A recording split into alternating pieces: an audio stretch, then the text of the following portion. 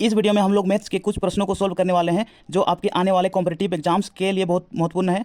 तो चलिए प्रश्नों को सोल्व करते हैं। एक दुकानदार एक वस्तु का मूल्य 80 रुपया अंकित करता है। यदि वह उसे 5% की 2 क्रमिक छूट देकर बेचे तो उसका विक्रय मूल्य कितना होगा। तो यहाँ पे अंकित मूल्य है 80 रुपया।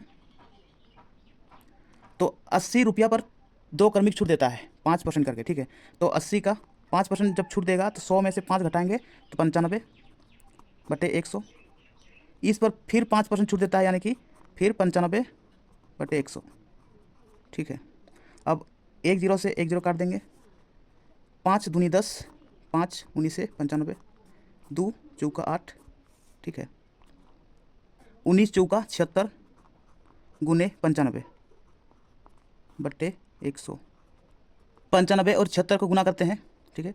95 गुने 76, 6 पचे 30 के जीरो हासिल 3, 6 9 54 और 3 57, 7 5 35 के 5 हासिल 3, 7 9 63 और 3 66, 0 7 5 12 2 हासिल 1, 5 1 6 6 12 2 हासिल 1 7, 7220, 7220 बटे 100। एक जीरो से एक जीरो काट देंगे, ठीक है। तो 722 को जब हम 10 से भाग करते हैं, 722 तो लिखेंगे ही, लेकिन एक जीरो इसलिए एक अंक के बाद दशमलव, तो 72.2 रुपया ये विक्रय मूल्य होगा, यही आंसर। अगला प्रश्न में आते हैं। एक पंखे का अंकित मूल्य 1600 रुपया है। उस पर दुकानदार अपने खरीदार को 10% तथा X% की 2 क्रमिक छूटें देता है। यदि खरीदार ने उस पंखे के 1224 रुपया दिए हों तो X का मान ज्ञात करें। तो यहाँ पे अंकित मूल्य है 1600 रुपया गुने खरीदार को 10% और X% की 2 क्रमिक छूटें देता है, ठीक है। तो 10% छूट यानी कि 100 में से 2 घटाएंगे तो 90 बट्टे 100। अब दूसरा छूट देता है X%, तो इसको 100 में से X को घटाएंगे, ठीक है, बट्टे 100। अब खरीदार ने दुकानदार को उस पंखे के लिए 1224 रुपया दिया है, तो 1224 रुपया, ठीक। अब एक 2 जीरो से 2 जीरो काटते हैं, एक जीरो फिर एक जीरो, ठीक। 2 पच्छे 10, 2 आठे 16, 8 9 72, 100 माइनस एक्स बट्टे 5 बराबर 1224, ठीक है। 72 और 100 को गुना करेंगे तो 7200 माइनस 72x बराबर 5 के साथ गुना करेंगे 1224 को, 5 चौका 20 के जीरो हासिल 2, 5 दूना 10, 2 12 के 2 हासिल 1, 5 दूना 10 और 11 के 1 हासिल 1, 5 के 5 और 1 6, ठीक है। तो 72x बराबर 7200। अब 6120 को बराबर के उस पर लाते हैं, तो प्लस है तो माइनस होगा, 6120 72x बराबर 7200 में से 6120 को घटाते हैं तो 0, 10 में 2 गया तो 8 बचेगा, ठीक है। तो यहाँ पे 1 में से 1 घटाएंगे तो 0 और 7 में से 6 घटाएंगे तो 1, ठीक है। अब इसको काटते हैं, 9 8 72, 9 51, 1 बचा यहाँ पे 8 18, 9 दूना 18, 1 0, 8 1 8, 4 बचा 0 40, 8 पछे 40, यानी कि x बराबर 15%, यही दूसरा छूट है, यही आंसर। अगला प्रश्न में आते हैं। एक मशीन की कीमत हर वर्ष 10% घट जाती है। यदि उसकी वर्तमान कीमत 50,000 रुपया हो तो 2 वर्षों के बाद उस मशीन की कीमत कितनी रह जाएगी। तो यहाँ पे 10% बराबर होता है 10 बट्टे 100, यानी कि एक जीरो काटते हैं तो 1 बट्टे 10, ठीक है। तो इसका मतलब यह है कि पहले 10 रुपया था मशीन का कीमत, अब 9 रुपया हुआ है, ठीक है, एक वर्ष के लिए। फिर दूसरा वर्ष 10 रुपया था, 9 रुपया हुआ है, प्रत्येक वर्ष 10% घट रहा है इसलिए, ठीक है। अब 10 से 10 से 100, 100% मशीन का मूल्य है, नए नए 81%, ठीक है।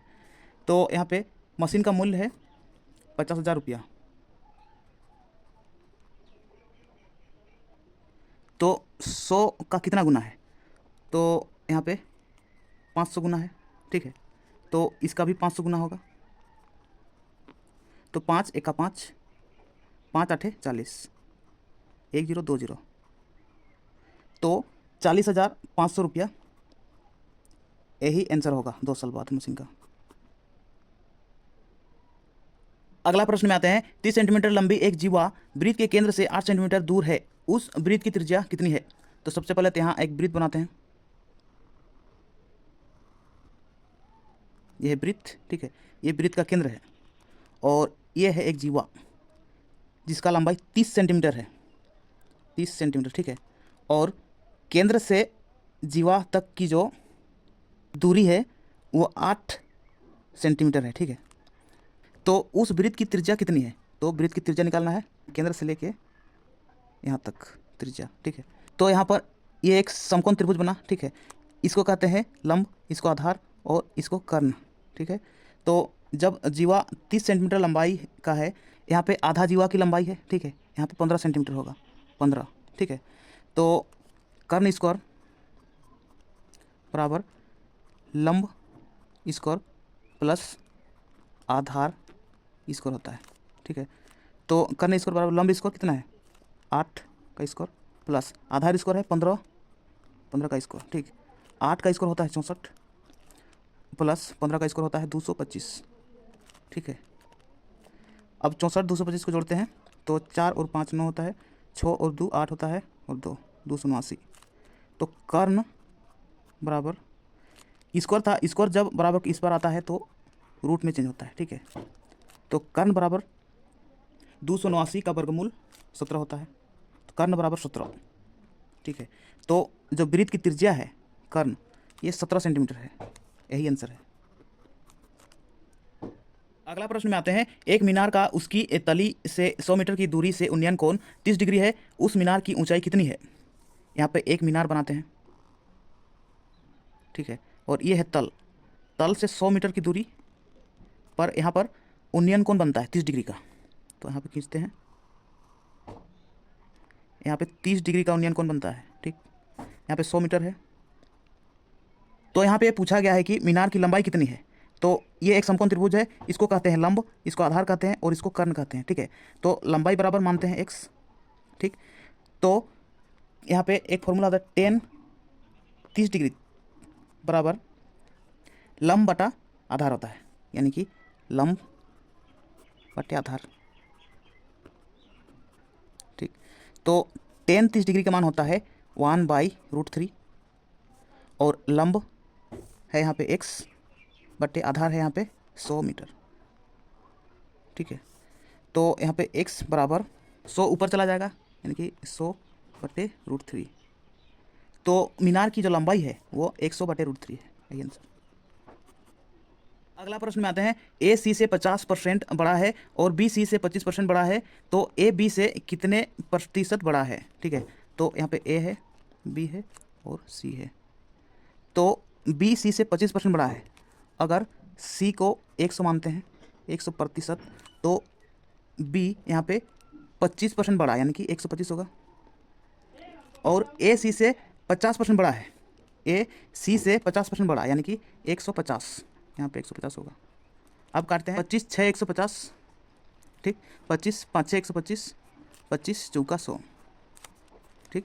तो यहाँ पे ए बी से कितने प्रतिशत बड़ा है? ए बी से कितने प्रतिशत बड़ा है? तो ए बड़ा है बी से 1 बटे किससे? बी से, यानी कि 5 गुने 100, तो 5 गुना 10 10, यानी कि 20% बड़ा है, ये आंसर होगा। तो ये थे मैथ्स के कुछ प्रश्न। अगर आपको वीडियो पसंद आया तो वीडियो को लाइक कीजिए और मैथ्स चैनल को सब्सक्राइब कीजिए और बेल आइकन को दबाइए ताकि इस चैनल पर आने वाला हर वीडियो का नोटिफिकेशन आप तक सबसे पहले पहुंचे। तो चलिए इस वीडियो को यहीं समाप्त करते हैं और मिलते हैं नेक्स्ट वीडियो में। तब तक के लिए अपना पढ़ाई करते रहिए, ख्याल रखिए अपना और अपने माता पिता का। धन्यवाद।